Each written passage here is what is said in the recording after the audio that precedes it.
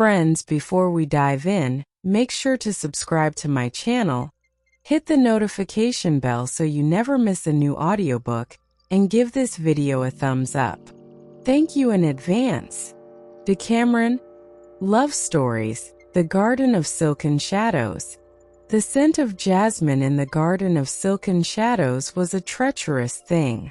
It clung to the twilight air, a sweet, intoxicating veil that masked the poison of the court, the rust of neglected vows, and the slow, secret bleeding of a heart ensnared.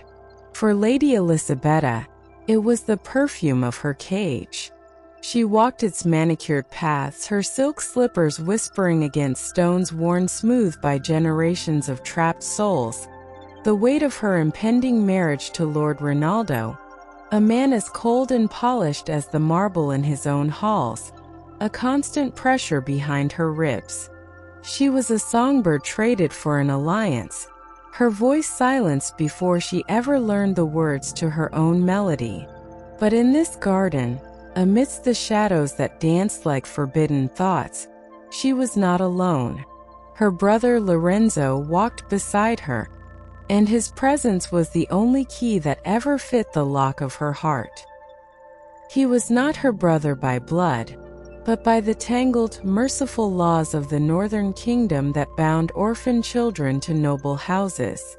They had grown up within the same sun-drenched walls, their lives a tapestry woven with shared secrets and stolen laughter. The boy who had once scraped his knees climbing apple trees for her was now a man, his lean frame hardened by the sword, his eyes, the color of a storm-laden sea, holding a history that belonged only to her. The world saw a loyal ward, a rising knight in service to House Valerius. They did not see the current that ran between them, a silent, desperate river of everything that could never be spoken. "You are quiet tonight, sister." Lorenzo's voice was low, a vibration in the space between them that she felt along her skin. "Does the prospect of your betrothal feast tomorrow so captivate your thoughts?" The question was a blade expertly wielded. They had perfected this art, speaking in layers, where every word carried the weight of three unspoken ones. The betrothal to Ronaldo was the final, unassailable wall being erected between them. "It captivates me as much as the prospect of a long winter," she replied, her gaze fixed on a pale moonflower blooming in the dusk. "I think only of the silence it will bring." He stopped, turning to face her. The last light of day caught the sharp line of his jaw, the tension there a testament to a battle raging within. "Elisabetta," he began, and the mere sound of her name on his lips, stripped of the false title of sister, was a confession in itself. "Do not," she whispered, her heart a frantic drum. "We are watched even here." It was true. The Garden of Silken Shadows, for all its beauty, was a web of eyes. Lord Ronaldo's spies were as numerous as the fireflies that now blinked in the deepening purple. The garden's name came not from the plants, but from the subtle silken threads of influence and observation that crisscrossed its paths, ready to ensnare the unwary. "Let them watch," he said, his voice dropping even further, a secret for her alone. He did not touch her. He never did. The space between their bodies was a charged void, a landscape of everything forbidden. His restraint was more potent than any caress. "Let them see a knight speaking with his lady. It is no crime." "You know it is," she breathed, turning to look at him fully. In his eyes she saw the reflection of her own torment, a matching desolation. The only crime greater would be to speak the truth. His gaze dropped to her lips for a heartbeat, a silent, devastating admission that stole the air from her lungs. He didn't kiss her. He confessed his hunger through the silence that stretched, taut and painful, between them. The air grew thick with the scent of jasmine and unsaid things, a heady, dangerous cocktail. I would speak it, he murmured. His words meant only for her soul. I would shout it from these walls and face whatever blade followed. For you it would be a worthy end. And for me it would be the beginning of an endless death, she answered, her voice breaking. To have that truth spoken aloud, only to have it torn away. I could not bear it. This was the core of their tragedy. The speaking of it would not free them. It would only make their cage tangible, its bars unbreakable. Here, in the suffocating elegance of their world, their love was a ghost, powerful, felt in every chilling draught, but with no substance to grasp, no form to defend. A twig snapped in the distance, a deliberate sound. They pulled apart, the moment shattering like glass. The spell was broken, the masks of lady and knight slipping back into place with practiced ease. But the wound remained fresh and aching. As they turned to walk back towards the illuminated castle, the figure of Lord Rinaldo himself emerged from a colonnade, tall and severe, his expression unreadable. Had he been watching? How much had he heard? He offered Elisabetta a thin, possessive smile that never reached his eyes.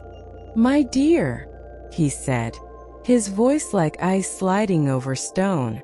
"I was just coming to find you.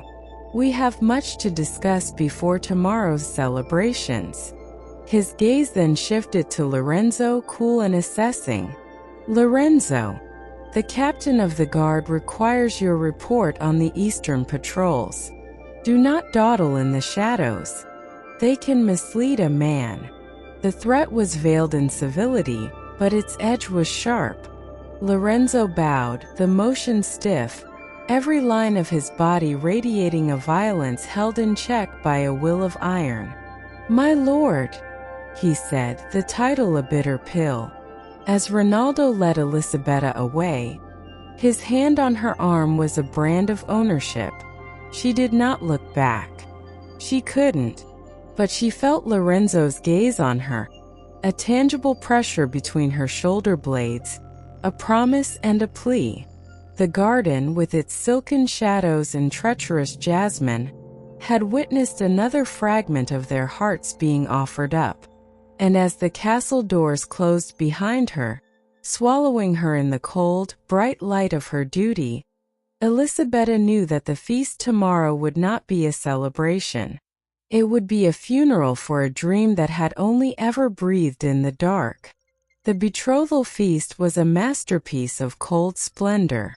Great braziers roared in the cavernous hall of Castle Valerius, their flames licking at banners embroidered with the stark, predatory hawk of House Rinaldo, now hanging alongside the serene, silver willow of House Valerius. The union was proclaimed in every detail, from the interwoven patterns on the tapestries to the forced toasts of the assembled lords and ladies. Elisabetta sat beside her future husband on the high dais, a statue carved from ice and silk.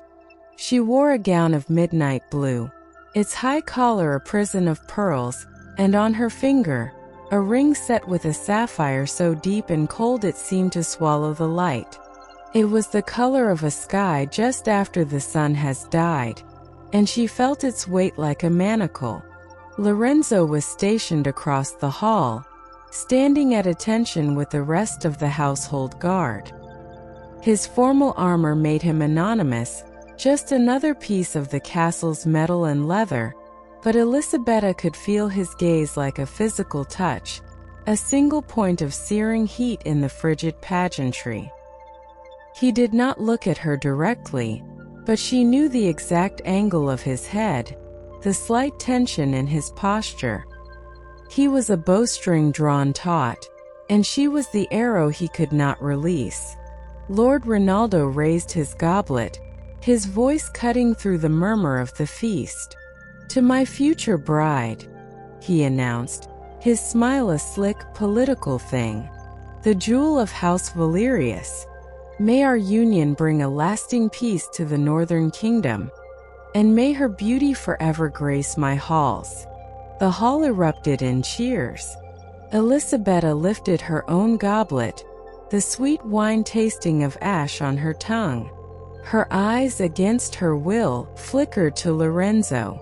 For a single devastating second their gazes locked. In his stormy eyes, she did not see congratulation or resignation. She saw a raw, unvarnished promise of ruin. It was not a threat to her, but a vow against the world that sought to claim her. "I am still here," his look said. "This changes nothing of what is true."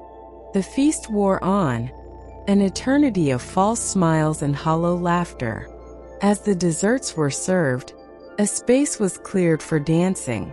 Ronaldo, ever the performer, led her out for the first formal dance. His grip on her hand was firm, proprietary, his movements precise and devoid of warmth. He guided her through the steps as if she were a valuable object on display. "It is done," he murmured close to her ear, his breath smelling of spiced wine. "The contracts are signed. You are mine, Elisabetta. Soon this mummery will be over, and you will learn the true meaning of duty." His words were a bucket of ice water. They held no affection, only possession. As the dance spun them, she caught glimpses of Lorenzo, his jaw clenched, his knuckles white where they gripped the pommel of his sword. The music, a lively tune of strings and flutes, felt like a mockery of the funeral march playing in her soul. Later, under the pretext of needing air, she escaped to a secluded balcony overlooking the very Garden of Silken Shadows where her heart had been broken the night before. The cold night air was a relief after the stifling heat of the hall. She gripped the stone balustrade, her body trembling with the effort of holding her composure. She did not hear him approach, but she felt his presence, a shift in the atmosphere, a warmth at her back. She did not need to turn. "Lorenzo," she breathed, the name a prayer and a surrender. "You cannot do this." His voice was rough, stripped bare of all pretense. It was the voice of the boy from the apple trees, desperate and true. "Elisabetta, look at me." She turned.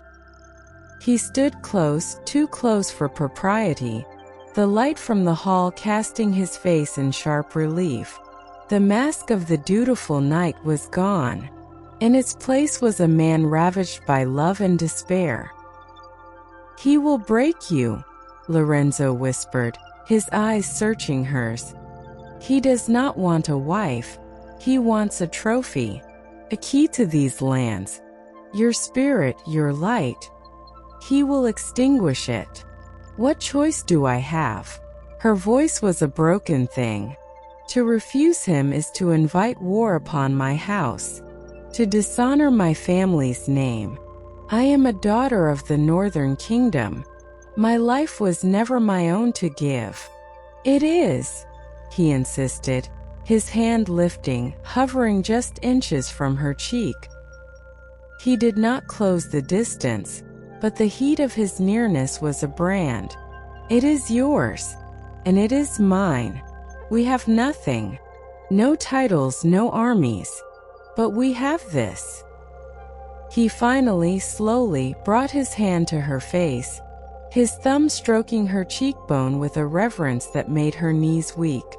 It was the first true touch they had allowed themselves in years, and it was a conflagration. "Let me take you from this place. Tonight, across the mountains, to a life that is ours." His touch was her undoing. It was a confession more intimate than any kiss, a language of pure, unadulterated feeling.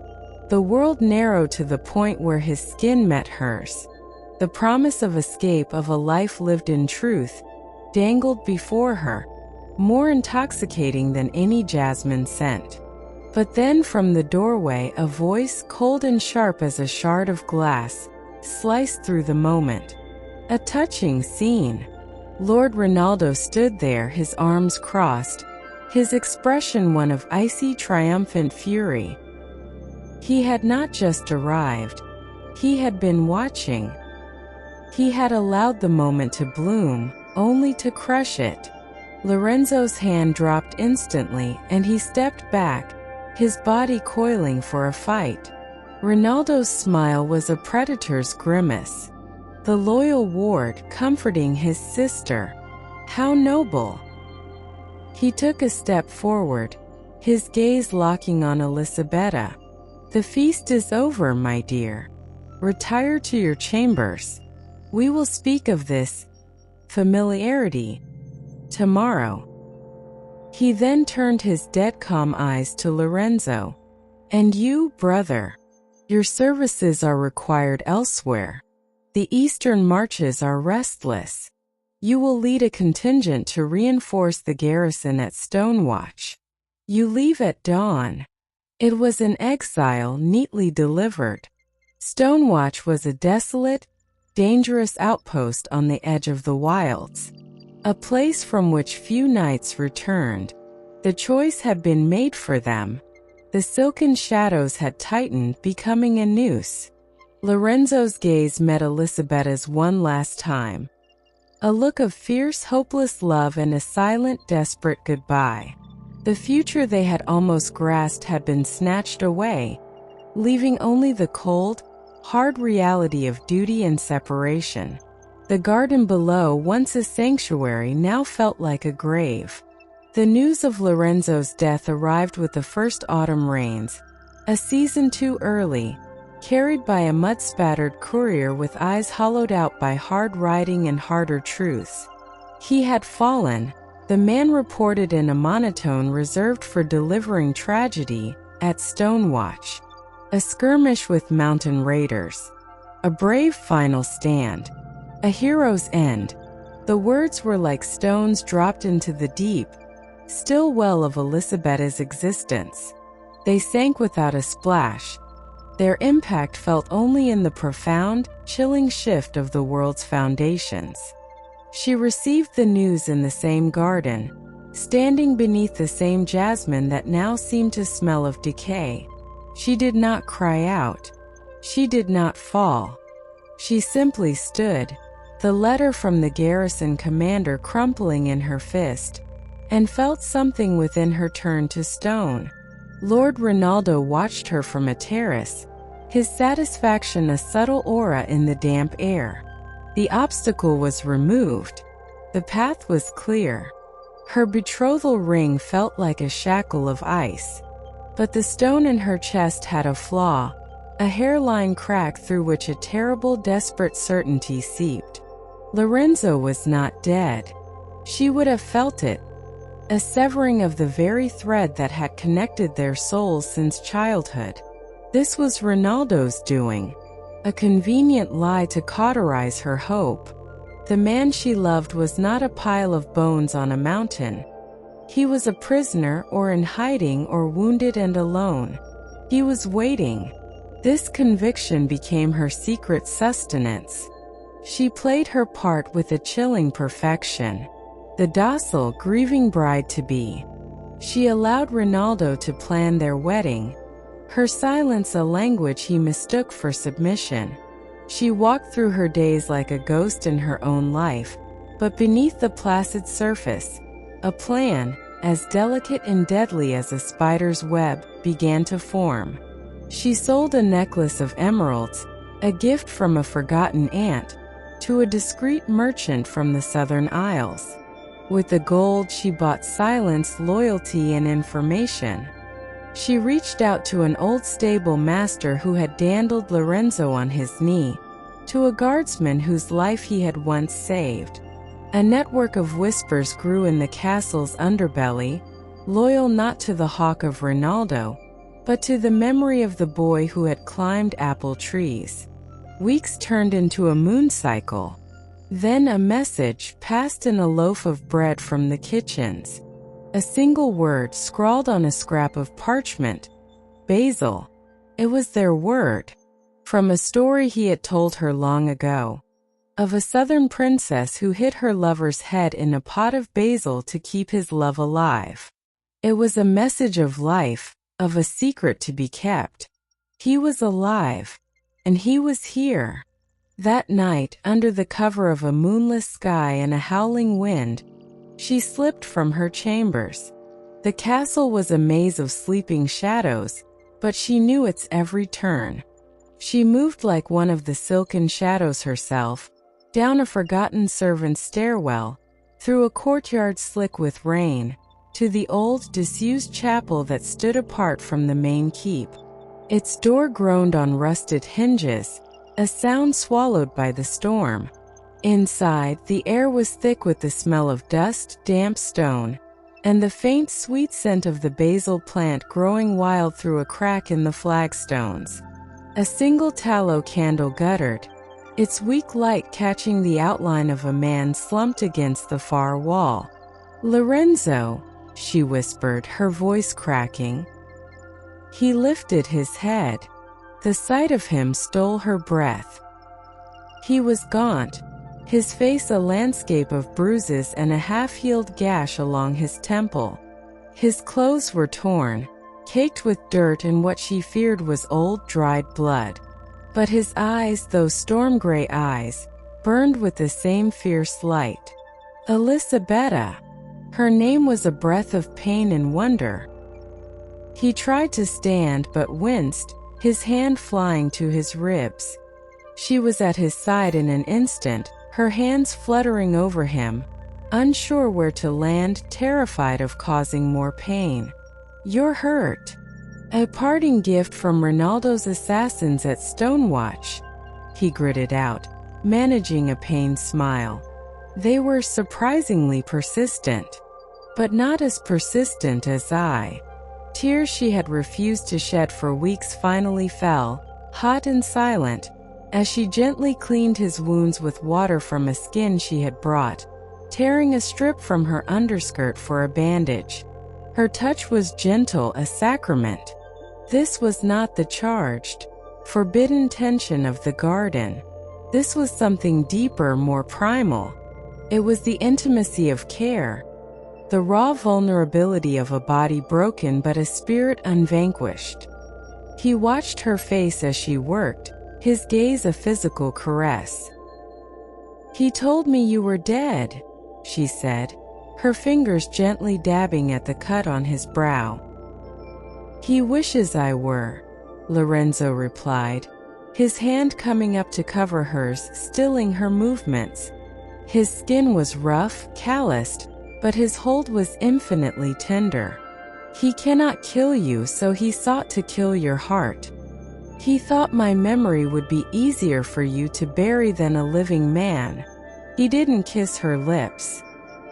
He confessed his devotion through the pressure of his hand on hers, through the way his thumb stroked her wrist, feeling the frantic flutter of her pulse. He leaned his forehead against hers, a gesture of shared exhaustion and unbreakable solidarity. The storm outside raged, but in the dusty chapel, there was only the sound of their breathing, a synchronized rhythm of two hearts that had beaten as one for a lifetime. "I cannot stay," he murmured against her skin. "I came only to see you, to know you were safe, to give you a choice." "I made my choice the day you climbed that apple tree," she whispered. A real smile, faint but true, touched his lips. "Then we go. Tonight. Now. I have a horse. Friends on the outside. We can disappear." It was the moment of climax, not of passion but of fate. The culmination of a lifetime of longing into a single irrevocable decision. To leave was to betray her house, to become a fugitive, to spit in the face of the political order of the entire northern kingdom. It was to choose a life of hardship and danger, but it was to choose life. It was to choose love.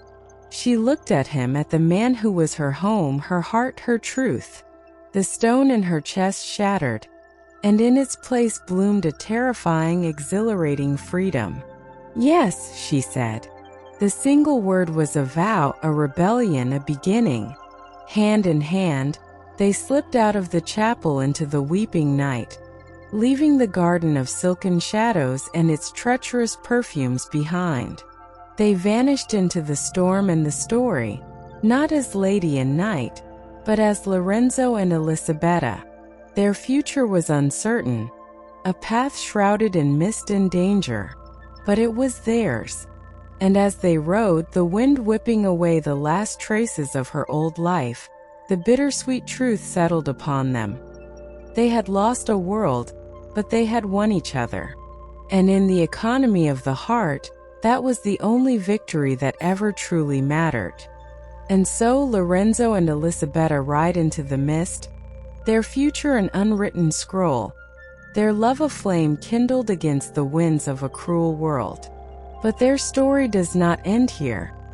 It simply finds a new beginning in your imagination. If this tale of forbidden love, whispered in silken shadows and defiant hearts, has moved you, then let your voice be heard. Share your thoughts in the comments below. Were you holding your breath as they escaped? Did you feel the weight of Lord Ronaldo's cold ambition? Their journey may be over, but yours with us is just beginning. Subscribe to the channel and ring the bell, so you never miss the next chronicle from Decameron Love Stories. More castles await, more secrets yearn to be uncovered, and more fates are waiting to be intertwined by passion and destiny. If you believe that some loves are worth losing a kingdom for, let a like be your seal of approval. It tells us these stories matter, and it ensures that more will follow. Until the next tale finds its way to you.